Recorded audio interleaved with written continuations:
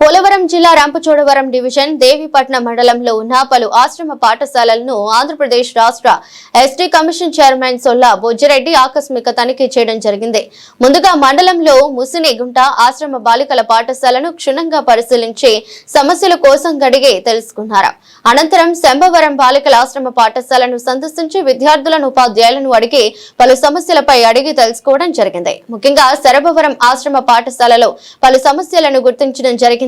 చివరగా కొత్త వీధి బాలురు ఆశ్రమ పాఠశాలను సందర్శించి విద్యార్థులకు వండిస్తున్న ఆహార పదార్థాలను పరిశీలించి కొత్త వీధి ఆశ్రమ పాఠశాలకు బిల్డింగ్ అవసరతలను గుర్తించడం జరిగింది. అనంతరం మీడియా సమావేశంలో మాట్లాడుతూ తాను మండలంలో 3 ఆశ్రమ పాఠశాలను తనిఖీ చేయడం జరుగుతుందని, 3 పాఠశాల నుంచి పలు సమస్యలు తమ దృష్టికి వచ్చాయని, అన్ని సమస్యలు పరిష్కారానికి కృషి చేస్తామని, విద్యార్థులకు వండించే భోజన విషయంలో రాజీ పడవద్దని, నాణ్యమైన భోజనం అందించాలని ఉపాధ్యాయులకు సూచించారు.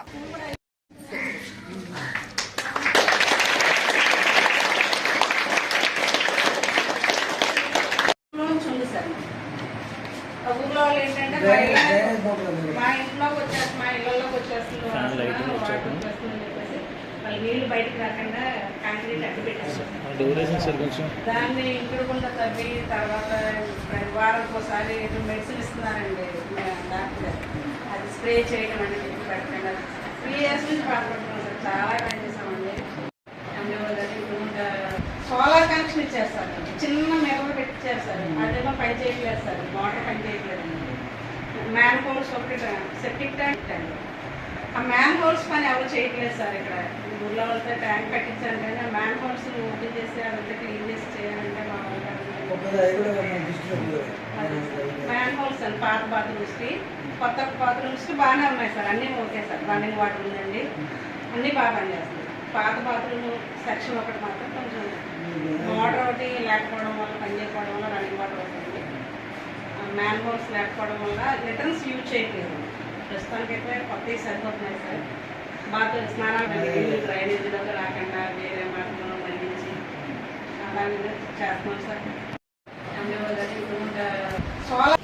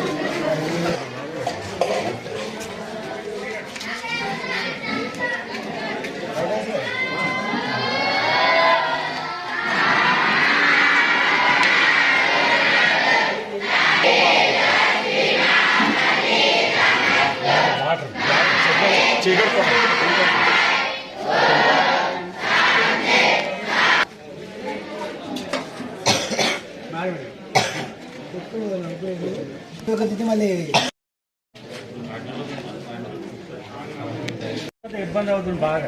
బర్రెలు అలాగే నెట్టుకొచ్చేస్తున్నారు కానీ వర్షాకాలం డైనింగ్ హాల్లో ఒకటి లేక భోజనాలు